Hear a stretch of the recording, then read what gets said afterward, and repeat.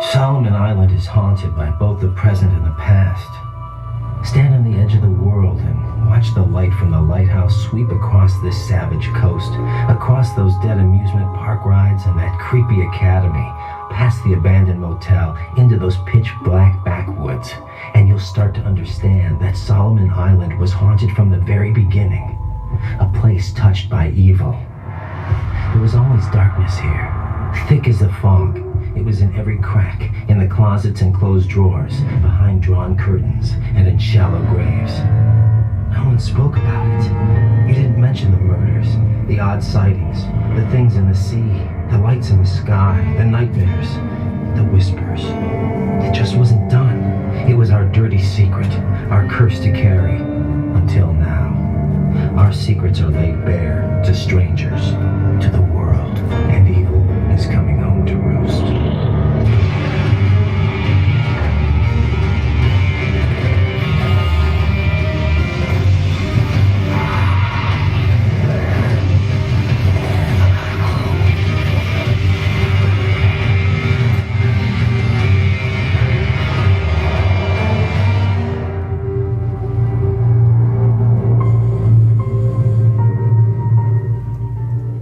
Alright, so this was a location video about Solomon Island, which is where this dungeon is linked to.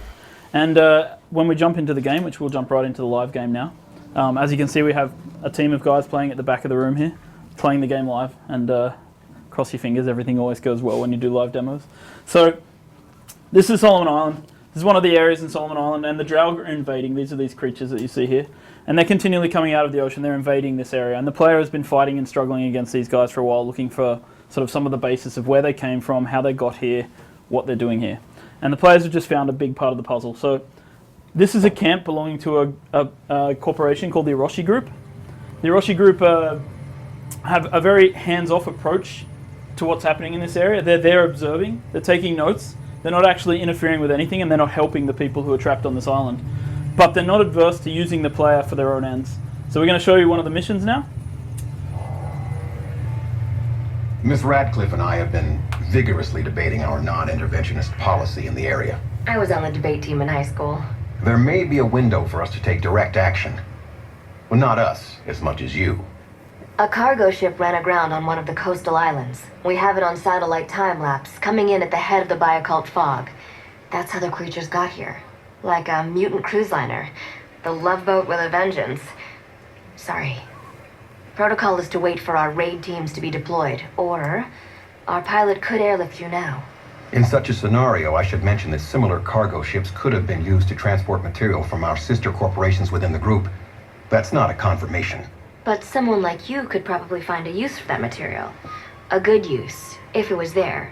Which I guess I'm not telling you it is. That's how this works, right? Quite. One more detail. I need you to sign this release form, agreeing that the group cannot be held accountable for any personal injury resulting from, but not limited to... Sir. It's for their own good. It's for your own good. Right. Please keep in mind that this game is still in development, and these guys probably need some dental work, but we'll make that happen. Don't worry about that. So the player has just received a mission, and the first objective is to locate this map on the hood of this car. When the player picks this up, you can see a tactical topographical map over this island where the player is asked to go and investigate what has happened. And the Orochi Corporations has pointed out a few points of interest, and this information will be very handy for the players later on. Right now, we're going to venture forth to the wreck of the Polaris.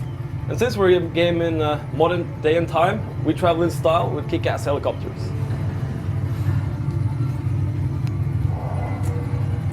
Alright, so I'm sure some of you are familiar with our former games, Age of Conan and Anarchy Online. We have always had a reputation for fantastic graphics in our MMOs, and with the Secret World we're raising that bar even higher.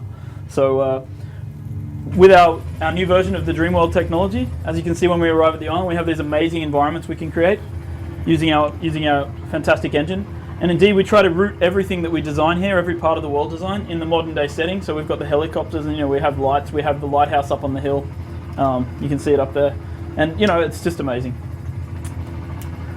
Connection established to Orochi core. Running real-time situation analysis. So in addition to the fact that, it's a modern day setting visually, it's also important to remember that we can communicate as we would in the modern day. So players will receive information updates from the Orochi guy flying around in the helicopter as they play through. They'll receive information over the radio, they can receive it on cell phones, things like that.